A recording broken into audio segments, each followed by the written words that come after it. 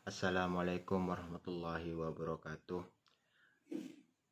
Negara Indonesia merupakan negara yang berbasis plural dan multikultural. Plural dan multikultural, Indonesia tampak pada beragaman agama, bahasa, etnis, budaya, suku, dan tradisi. Indonesia berdiri dari bermacam-macam ras, suku, bangsa, dan agama, serta kaya akan budaya. Keragaman tersebut memberikan keuntungan dan kekayaan bagi negeri. Tapi di sisi lain akan menjadi ancaman yang besar yang menimbulkan konflik sosial, politik, agama, serta budaya apabila keragaman tersebut tidak dikelola dengan baik. Keberagaman ini menimbulkan banyak perseteruan seperti yang di negeri kita baru-baru ini. Banyak dari masyarakat kalangan-kalangan tertentu di Indonesia yang belum bisa menerima perbedaan. Bahkan dipaparkan dengan masuknya aliran transnasional sebagai disebut oleh Ahmad Ihmul Muttaqin.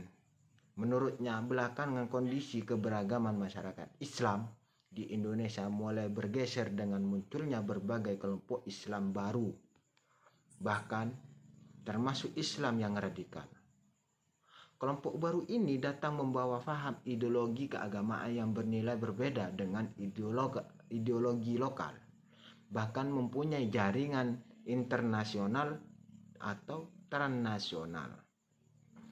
Masyarakat Indonesia dikenal sebagai masyarakat plural yang memiliki berbagai suku, agama, dan budaya. Pluralisme di Indonesia menjadi aset yang sangat tinggi nilainya. Akan tetapi ada wacana dalam masyarakat yang menimbulkan perbedaan-perbedaan yang memunculkan potensi ke arah konflik. Sehingga seringkali potensi konflik ini menjadi kenyataan yang menjadi sumber-sumber perbedaan sehingga berpengaruh negatif pada perbedaan dalam menyikapi latar belakang agama. Di Indonesia banyak terjadi konflik sosial yang mengatasnamakan agama dan berakhir pada ketidaktoleransian satu sama lain. Contoh yang sederhana adalah maraknya kasus ujaran kebencian dan bahkan banyak kasus dibungkus dengan kedok agama. Apabila bangsa ini ingin menjadi kuat, maka diperlukan sikap untuk saling menghargai, memahami, menghormati, dan saling menerima dari tiap-tiap individu yang beragama atau yang beragam, sehingga dapat saling membantu dan bekerja sama dalam membangun negara menjadi yang lebih baik lagi untuk mempunyai individu-individu yang bertanggung jawab atas dirinya sendiri dan menghormati individu lain. Diperlakukan adanya pemahaman bahwa perbedaan bukan menjadi persoalan. Yang penting adalah bagaimana menjadi perbedaan-perbedaan tersebut menjadi indah, dinamis, dan membawa berkah. Pendidikan diyakini menjadi peran yang besar dalam membentuk karakter individu-individu yang dididiknya dan mampu menjadi guiding light bagi generasi muda penerus bangsa.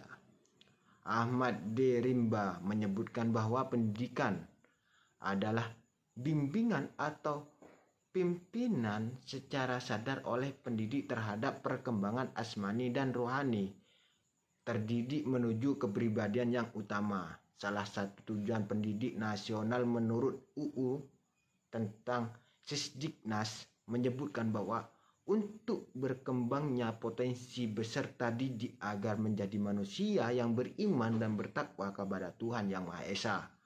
Dan untuk mewujudkannya, tujuan tersebut pada dilakukan melalui pendidikan agama Islam. Pendidikan Islam adalah pendidikan menurut Islam atau pendidikan Islami, yakni pendidikan yang dipahami dan dikembangkan dari ajaran dan nilai-nilai fundamental dan terkandung dalam sumber dasarnya, yaitu Al-Quran dan As-Sunnah. Pendidikan agama Islam di Indonesia adalah pendidikan agama mempertimbangkan tuntutan untuk menghargai agama lain dalam hubungan kerukunan antar umat beragama untuk mewujudkan persatuan Indonesia. Pendidikan agama Islam tidak terlepas dari peranan dan pembentukan nilai-nilai religius. Penanaman dan pembentukan nilai religius menjadi aspek penting dalam menumbuhkan karakter menjadi manusia yang beriman, bertakwa kepada Allah Subhanahu wa taala, kepribadian yang bertanggung jawab terhadap bangsa dan negara. Penanaman nilai-nilai pendidikan agama Islam merupakan upaya untuk menanamkan atau memahamkan nilai-nilai pendidikan yang mencerminkan tumbuh kembangnya kehidupan dalam beragama, yang terdiri dari 3 unsur pokok, yaitu akidah, akhlak, dan ibadah yang menjadi pedoman perilaku sesuai aturan dalam Al-Quran. Proses penanaman nilai-nilai pendidikan Islam tidak hanya terjadi di lingkungan pendidikan formal saja, akan tetapi juga diaplikasikan di dalam masyarakat melalui organisasi masyarakat, yaitu Nahdlatul Ulama. Nahdlatul Ulama adalah organisasi masyarakat terbesar yang bergerak di bidang pendidikan, sosial, dan keagamaan yang ada di Indonesia, yang didirikan oleh Kiai Haji Hasyim Asy'ari. Organisasi Nahdlatul Ulama menganut ajaran Ahlus Sunnah wal Jamaah yang kita kenal dengan sebutan Aswaja. Aswaja merupakan golongan yang selalu berusaha berada pada garis kebenaran As-Sunnah wal Jamaah. Dalam bidang ilmu fikih, NU mengikuti salah satu dari 4 mazhab, yaitu mazhab Hambali, Hanafi, Maliki, Syafi'i. Nahdlatul Ulama didirikan pada tanggal 31 Januari 1926 dan sampai sekarang mampu merekrut banyak anggota yang tersebar di seluruh wilayah Indonesia. Nahdlatul Ulama memiliki pengurus di setiap tingkatan dan badan otonom yang berfungsi melakukan tugasnya masing-masing. Di tingkat nasional ada pengurus besar Nahdlatul Ulama atau yang sering kita kenal dengan PBNU. Di tingkat provinsi ada pengurus wilayah Nahdlatul Ulama atau yang bisa disebut PWNU. Di tingkat kabupaten ada pengurus cabang Nahdlatul Ulama yang bisa disebut dengan PCNU. Tingkat kecamatan ada majelis wakil cabang yang bisa disebut MWC. Dan tingkat desa ada ranting serta dengan badan otonom yang lainnya. Nahdlatul Ulama memiliki landasan filosofi, yaitu Ahlus Sunnah wal Jamaah, yang disebut Aswaja. Aswaja adalah merekalah yang mengikuti dan berpegang teguh yang sunnah Nabi, dengan sunnah Nabi dan sunnah Khulafaur Rasyidin setelahnya. Mereka adalah kelompok yang selamat, yakni Al-Firqah An-Najiyah, pendidikan Islam yang selalu diterapkan Ahlus Sunnah wal Jamaah yang diamalkan NU, yaitu prinsip-prinsip yang selalu diajarkan oleh Rasulullah dan para sahabatnya, yakni tawasud, yakni bersikap tengah-tengah atau moderat. Terus ada tawazun, yakni seimbang. Tasamuh, yaitu toleransi. Iktidal, adil atau tegak lurus. Dan yang terakhir adalah amal ma'ruf nahil mungkar. Allah telah menjelaskan bahwa umat Nabi Muhammad SAW adalah umat wasat, umat pertengahan yang adil dalam surah Al-Baqarah ayat 143 yang berbunyi A'udzubillahi minasyaitonirrajim Bismillahirrahmanirrahim wa kadzalika ja'alnakum ummatan wasatan litakunu syuhada'a 'alan nasi wa yakuna rasulu 'alaikum syahida wa ma ja'alna al-qiblata allati kunta 'alaiha illa lina'lama man yattabi'ur rasulah mimman yanqalibu 'ala aqibaihi wa in kanat lakabiratan illa 'alal ladina hadallahu wa ma kana Allahu liyudhi'a imanakum innallaha bin-nasi laraufur rahim, yang artinya Allahu a'lam. Dan demikian pula kami telah menjadikan kamu umat Islam, umat yang adil dan pilihan agar kamu menjadi saksi atas perbuatan manusia dan agar Rasul Muhammad menjadi saksi atas perbuatan kamu.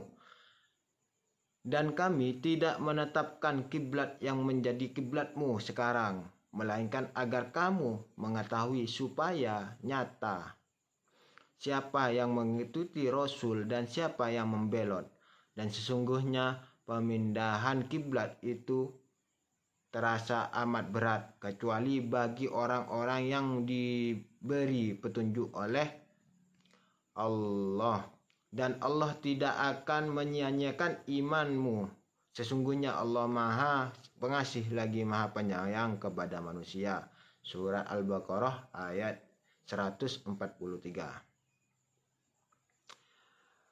Pendidikan Islam Aswaja An-Nahdiyah dinamakan bukan hanya pada lembaga formal saja, akan tetapi juga informal melalui organisasi-organisasi masyarakat Nahdlatul Ulama. Nahdlatul Ulama terbesar luas di seluruh wilayah Indonesia, yang notabene Indonesia adalah negara dengan ras, suku, bangsa, serta agama yang beragam. Nahdlatul Ulama menjadi organisasi masyarakat yang besar dan diterima oleh mayoritas masyarakat Indonesia serta mampu bertahan hingga saat ini.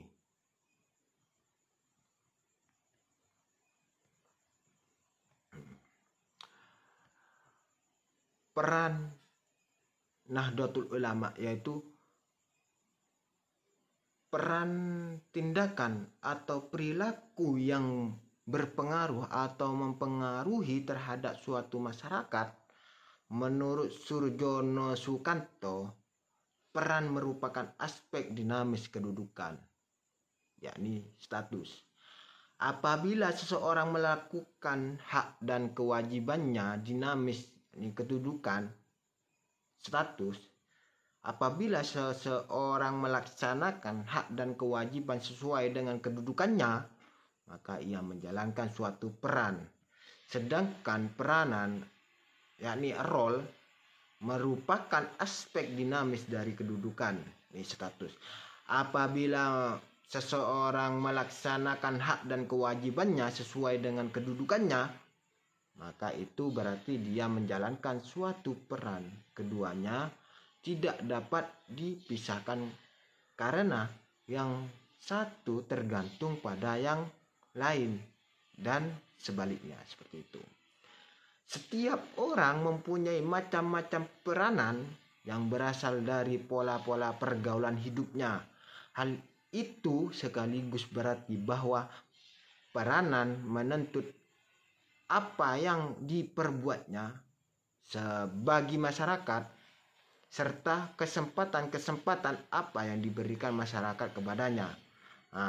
Nahdlatul Ulama adalah organisasi kemasyarakatan di Indonesia yang bergerak di bidang agama, sosial, dan politik, yang berpaham Ahlus Sunnah wal Jamaah. Peranan yaitu tindakan atau perilaku yang dilakukan oleh seseorang individu atau kelompok, organisasi, badan, lembaga yang memiliki status atau kedudukan yang berpengaruh atau mempengaruhi terhadap suatu masyarakat atau kelompok di lingkungan tersebut. Nahdlatul Ulama yang sering kita sebut dengan NU merupakan Jam'iyah Diniyah Ijtimaiyah, yakni organisasi keagamaan dan sosial masyarakat yang didirikan oleh masyarakat ulama yang didirikan oleh para ulama pada tanggal 31 Januari 1926 atau bertepatan dengan 26 Rajab 1344 Hijriah di Surabaya. Secara bahasa, Nahdlatul Ulama berasal dari dua kata, yaitu nahdoh, yakni bangkit, dan ulama, cerdik cendekiawan yang memahami ilmu agama.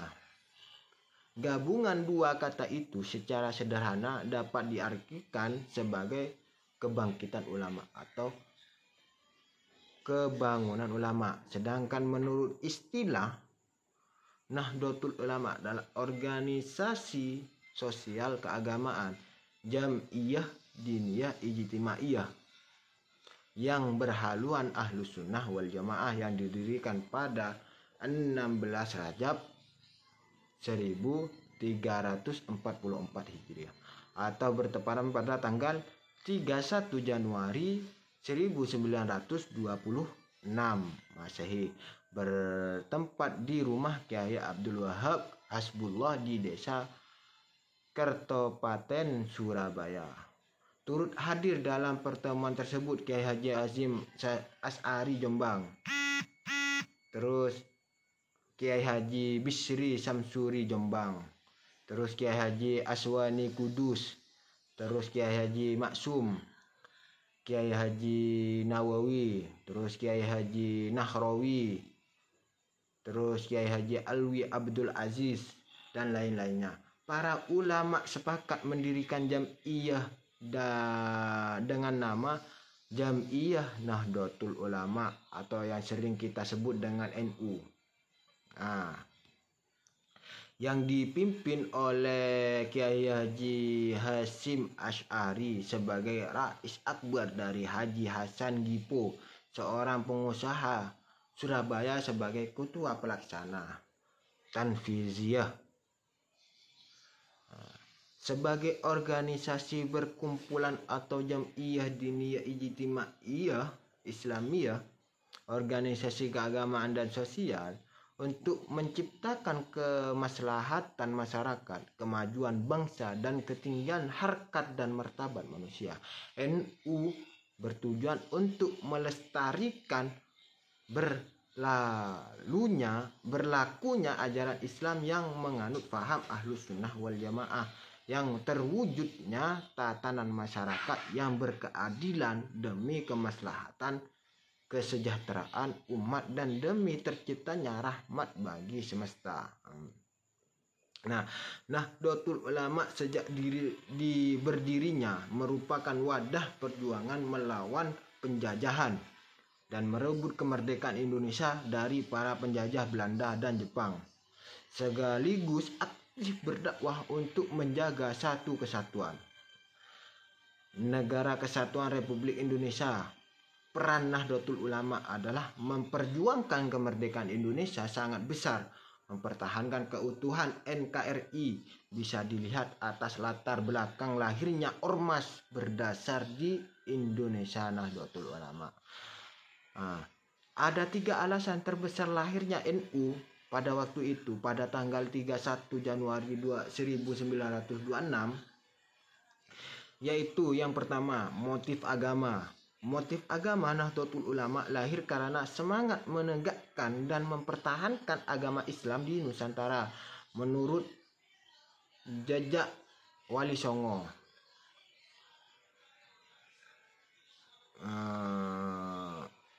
lahir karena semangat penegakkan dan mempertahankan keagamaan Islam di Nusantara, meneruskan jejak Wali Songo. Terlebih lagi Belanda membawa misi 3G, yaitu Gold, Glory, Gospel.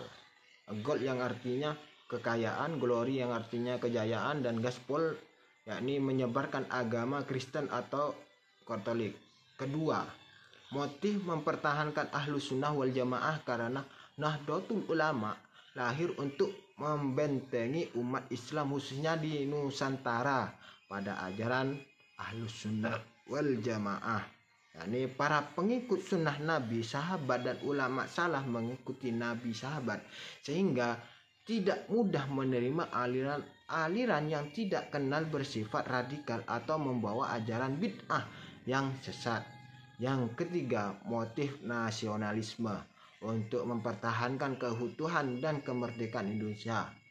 Motif nasionalisme tumbuh karena Nahdlatul Ulama lahir dengan niatan menyatukan para ulama dan tokoh agama yang melawan penjajahan.